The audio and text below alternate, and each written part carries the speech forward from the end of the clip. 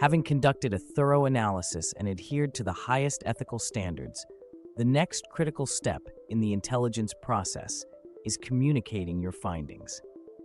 In this lesson, we'll explore how to craft effective intelligence reports and deliver compelling briefings that ensure your insights are understood and acted upon by decision makers. The primary goal of an intelligence report is to convey your findings clearly and concisely, providing decision makers with the information they need to make informed choices.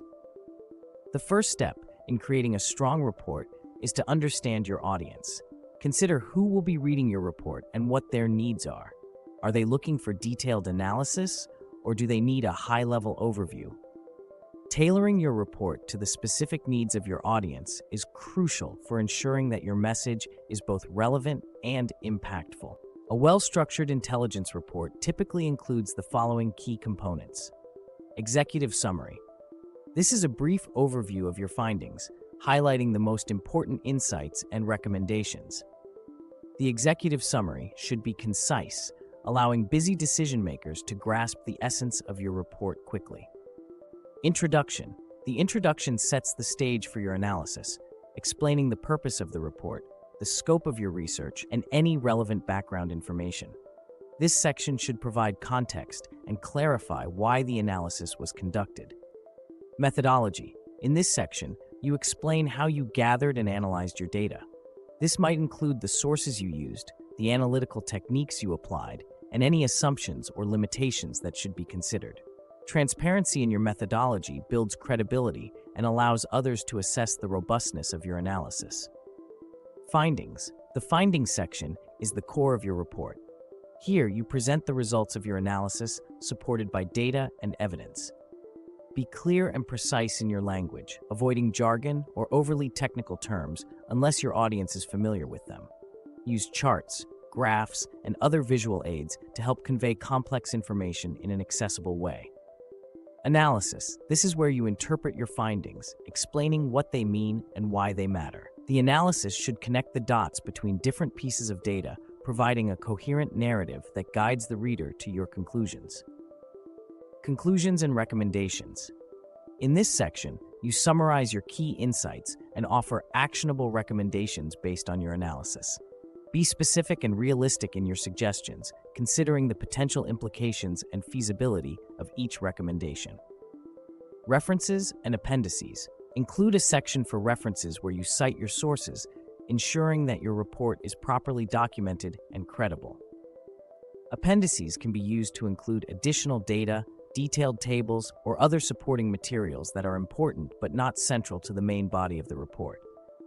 While writing the report, keep in mind the importance of clarity and conciseness. Avoid unnecessary complexity and focus on delivering your message in a straightforward manner. Your goal is to make it as easy as possible for the reader to understand and act on your findings. In addition to written reports, briefings are another key way to communicate your intelligence analysis. Briefings are typically shorter and more interactive, often delivered in person or through virtual meetings. The success of a briefing depends on your ability to distill complex information into key points that can be communicated quickly and effectively. When preparing for a briefing, start by identifying the main message you want to convey. Structure your briefing around this central theme, using bullet points or a clear outline to keep your presentation focused. Visual aids, such as slides or infographics, can be very effective in a briefing, helping to illustrate your points and keep the audience engaged. During the briefing, be prepared to answer questions and provide additional details if needed. Flexibility is important.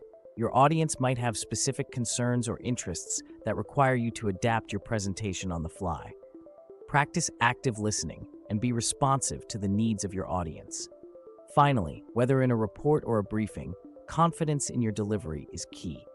Trust in your analysis and convey your findings with conviction, but also be open to feedback and questions. Effective communication is not just about delivering information. It's about ensuring that your audience understands and is persuaded by your analysis. In summary, communicating intelligence through reports and briefings is a crucial skill for any analyst. By focusing on clarity, tailoring your message to your audience, and delivering your findings with confidence, you can ensure that your analysis has the impact it deserves. In the next lesson, we'll look at real-world applications of intelligence analysis through case studies, helping you see how the skills you've developed are used in practice. Let's continue to build your expertise and ensure that your intelligence work not only informs but also influences.